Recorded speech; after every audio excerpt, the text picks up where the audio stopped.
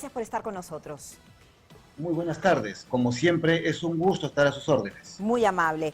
Bien, queremos entender qué significa en términos legales que una persona que está siendo investigada por la Fiscalía, como es el caso de Lilia Paredes, ex primera dama, por su presunta vinculación a una organización criminal, ahora tenga asilo por parte de México. ¿Esto cómo deja su situación legal en el país? Bien, el asilo político es una institución internacional respetado por todos los estados.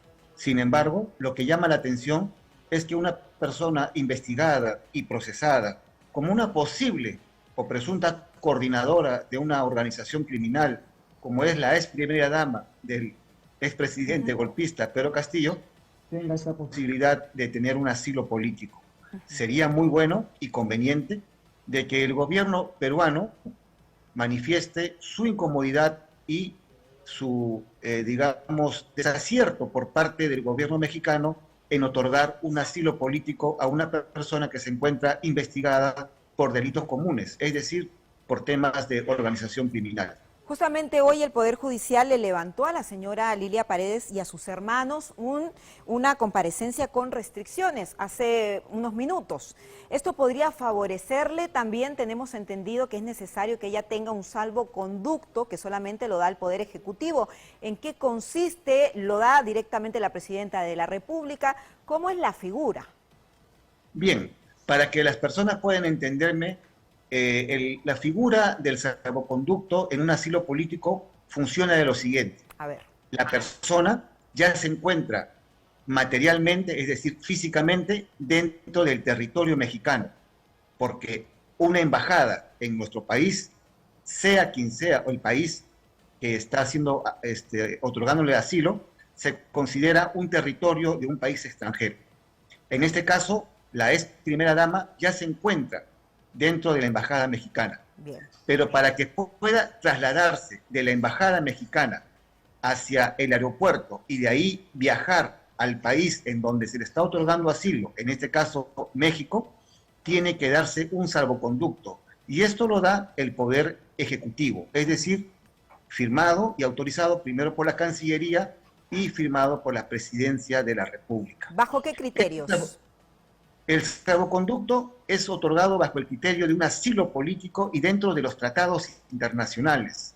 Sabemos muy bien los peruanos de que es una persona investigada por una presunta organización criminal, pero también entran los tratados en los cuales el Estado peruano ha firmado y es parte integrante. En consecuencia, es de cumplimiento obligatorio. El salvoconducto es parte del tratado, otorgárselo a la persona que ha recibido el asilo político. Y en este caso, todo indica de que se le habría entregado el asilo político a la ex primera dama y también en compañía de sus dos hijos. Esto en realidad viene a ser un trámite bastante regular, quizás no ético, porque se estaría sustrayendo de la justicia, pero sí, el gobierno peruano está en la obligación, de acuerdo a los tratados, de entregarle el salvoconducto. Ok, entiendo por esa parte, pero en un caso hipotético, si el gobierno no entregase este salvoconducto debido a las investigaciones, los cuestionamientos en contra de la señora Lilia Paredes, ¿cuánto tiempo podría vivir la familia presidencial en una embajada? ¿Hay límites? ¿Cómo es el proceder? No existe límites, obviamente, salvando las distancias. Voy a poner un ejemplo. Dígame. En el gobierno y en la persecución que hizo Odría a el líder aprista Víctor Raúl Ayala Torre, este último se asiló en la embajada, si no me equivoco, de Colombia. Y al no tener el salvoconducto del gobierno, permaneció muchos años, si no me equivoco, algo de 5 u 8 años dentro de la propia embajada. Es decir, puede permanecer dentro del territorio del país extranjero el tiempo que no se le otorgue el salvoconducto. Ya esto es decisión política del país que le está otorgando el asilo político, en este caso a la ex primera dama en compañía de sus dos hijos. Bien, porque habrían otros miembros de la familia también interesados en pedir este asilo político y también personas allegadas a este círculo de Pedro Castillo. ¿Y por qué quiero incidir en el criterio para otorgar el salvoconducto? ¿Cómo se puede demostrar que una persona es perseguida política? Perseguido político se denomina, para que las personas me entiendan, Sí. a una persona perseguida por sus ideas, por su posición frente a un gobierno, por sus actitudes políticas. Pero puede ser Pero, objetivo. pero mucha gente lo confunde una persecución política con una persecución judicial.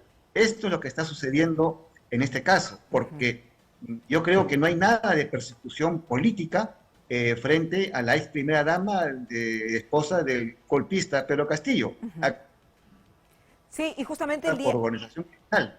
el día Así domingo es. vino la señora presidenta Dina Boluarte aquí a los estudios de Panamericana Televisión, a Panorama, y dijo que se proceda conforme a ley. Me Así imagino es. que, como usted lo está precisando, no les quedará más remedio por los tratados internacionales que dar este salvoconducto. Así es. El proceder conforme a ley significa, desde mi punto de vista, tres elementos principales. Primero, que el gobierno mexicano sepa de que está otorgándole asilo a una persona que está siendo investigada por organización criminal. Segundo, Sí, tenemos un porque pequeño... así ahí lo está. obliga al Estado peruano para que se entregue el salvoconducto por los tratados internacionales que el Perú es parte integrante. Y tercero, acá también viene a ser algo bastante importante, que no significa de que en nuestro país la justicia siga haciendo su labor investigando y procesando a esta persona que se le ha entregado asilo. Desde mi punto de vista, muy llamativo, bastante, digamos, sobrecogedor de alguna forma, por decirlo, porque tiene que existir una decisión política, obviamente, del presidente de México para entregarle asilo a una persona que se encuentra pues investigada y procesada por organización criminal. Ok, en términos legales, muchas personas consideran que la actitud del gobierno mexicano es de injerencia en las políticas nacionales del Perú, pero no solamente del gobierno mexicano, sino también del colombiano. Hemos visto al presidente Gustavo Petro de ese país indicando que está dispuesto a ser mediador en la situación que se vive, un poco ajeno a la realidad de los hechos, al igual que el mandatario de Bolivia y Argentina inclusive. ¿Esto en términos legales podría ser denominado de alguna forma en particular? ¿Podría tener alguna consecuencia que presidentes de otras naciones estén tomando ese tipo de iniciativas en territorio nacional? Por supuesto, existe un principio internacional que es el principio de no injerencia y de no intervención. En palabras sencillas, ningún país puede intervenir, puede decidir, ni interferir en las decisiones autónomas que tiene otro Estado. En este caso, México no tiene ningún derecho de interferir ni tampoco pues interferir en nuestras decisiones, porque en nuestro país vivimos un Estado de Derecho.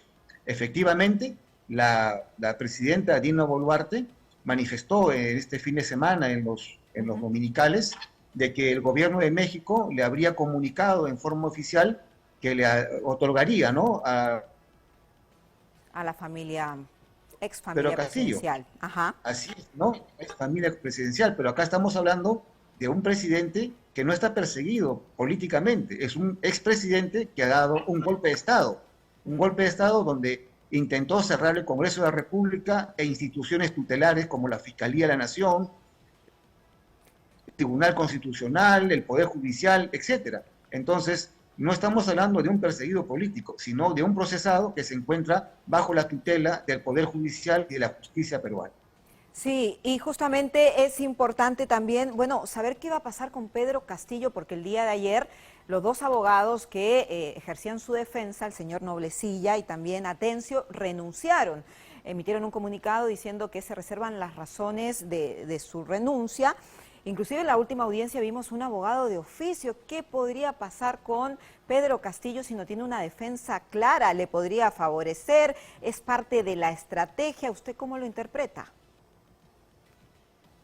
Evidentemente es una estrategia por parte del señor, del expresidente y dictador Pedro Castillo para victimizarse y decir de que no ha tenido una defensa debida en este proceso, ¿no?, que se le está llevando ante el Poder Judicial por los delitos que ya se les ha mencionado y de las cuales se le ha dictado 18 meses de prisión preventiva.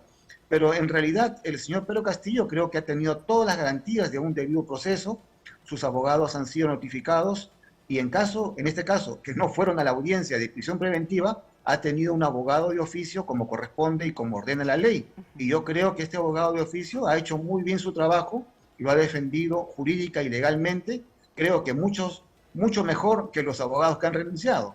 Entonces, considero de que en realidad el señor Pedro Castillo tiene la defensa necesaria, pero que en realidad me parece más una estrategia de defensa que una forma de quedar, digamos, privado. Así es. Y ya para finalizar, la última pregunta que me gustaría hacerle: la Comisión Interamericana de Derechos Humanos se reunió esta mañana con la presidenta de la República, Dina Boluarte, para entender, bueno, las manifestaciones, lamentablemente los fallecidos, cómo han sido los protocolos para proceder por parte de la Policía y de las Fuerzas Armadas. Y también en muchas oportunidades veíamos a familiares de Pedro Castillo, inclusive a él mismo a través de su cuenta en Twitter, solicitar a esta Comisión Interamericana y también a la Corte Interamericana en un futuro. ¿Ellos podrían tener injerencia aquí en el país en el proceso, por ejemplo, del expresidente? No, el expresidente se encuentra bajo la tutela y en un proceso ante el Poder Judicial y obviamente ante el Ministerio Público. En consecuencia, ninguna entidad del extranjero puede interferir a la jurisdicción nacional, porque en nuestro país vivimos en un Estado de Derecho.